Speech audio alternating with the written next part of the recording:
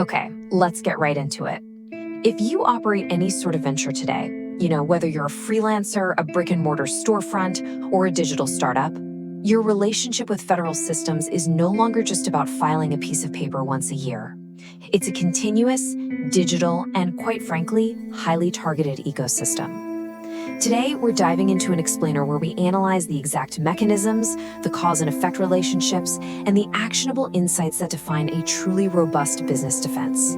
We're treating this as an expert analytical breakdown of your operational vulnerabilities and the structural firewalls you absolutely need to mitigate them. Here is our roadmap for today's analysis. We'll be covering 1. Essential business setup tools. 2. Navigating digital tax accounts. 3. Cybersecurity threats. 4. Implementing the Security 6. And 5. Federal advocacy and help. All right, let's jump straight into Section 1, Essential Business Setup Tools. So, what is your business's true first line of defense? Well, you might automatically default to thinking about cybersecurity software, right? But in reality, your actual first line of defense is a solid, compliant organizational structure. The specific way you categorize and register your operation dictates the precise blast radius of your liability if a digital breach or legal action occurs. Operating without this correct structural firewall, it's literally like building a house without a foundation. Everything else you build on top of it, including your digital security, is structurally compromised right from the start. Setting up a structurally sound operation follows a pretty strict 3-step progression. Step 1 is actively choosing a formal structure, like a sole proprietorship, an LLC, or an S-corp, because this determines your tax forms and legal protections. Step 2 is obtaining your employer identification number. And Step 3 is securing that identity in the digital space by registering a formal online account. Now, whether you have employees, operate as a corporation, or just need specialized banking tools, an EIN is an absolute requirement that functions as an essential firewall. Tethering a business directly to your personal social security number creates a critical single point of failure for identity thieves. By using this unique 9-digit number instead, you're fundamentally separating your personal identity from your business operations. It's a simple mechanism, but it significantly reduces your vulnerability surface from day one. Moving right along to Section 2, Navigating digital tax accounts. This business tax account acts as a centralized node for sole proprietors and partnerships to maintain real-time control over their federal standing. And because it's securely gated by multi-factor identity verification, this portal completely eliminates the reliance on outdated, slow communication channels. You can instantly view notices, schedule same-day payments, and pull compliance transcripts. Analytically speaking, it's an incredibly efficient mechanism for circumventing traditional bureaucratic bottlenecks and keeping total visibility over your compliance status. Let's transition to Section 3, Cybersecurity threats and phishing.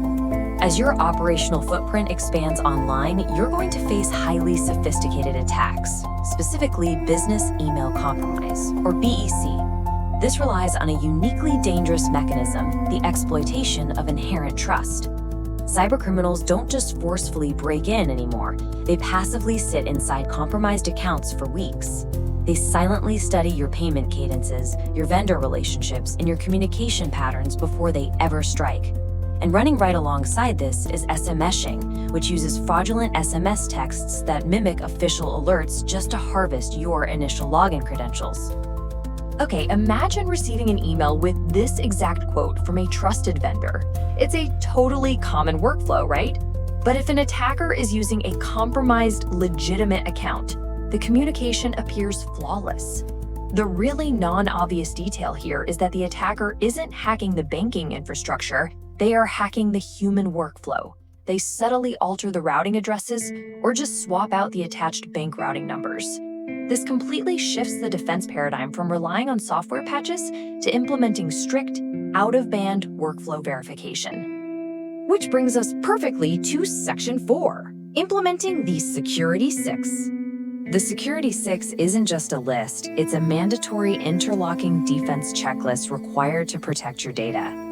It starts with continuously active antivirus and dual-layer firewalls, while two-factor authentication acts as an impenetrable wall against credential theft. But let's look at the cause and effect relationship of the final two tools.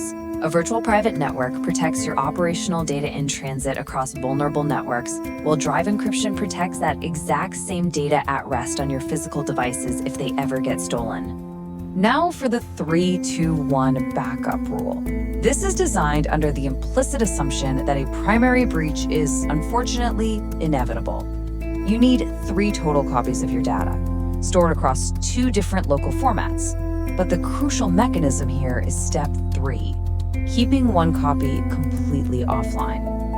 Modern ransomware is specifically engineered to crawl across connected network drives and cloud sync folders, meaning backups actively mapped to your local machine are instantly compromised during an attack.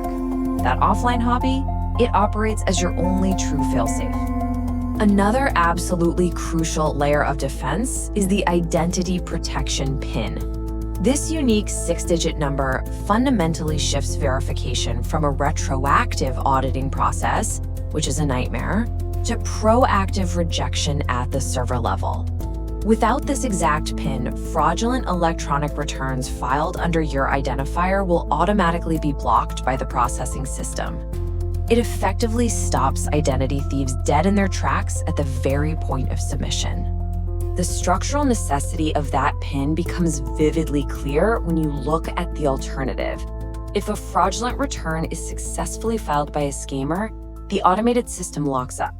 You are then forced to file a manual paper return with an identity theft affidavit. And it can take up to an agonizing 500 days to process that manual paper correction. That is 500 days of vital capital, refunds, and your operational peace of mind being completely trapped in a bureaucratic holding pattern. Finally, Section 5, Federal Advocacy and Help.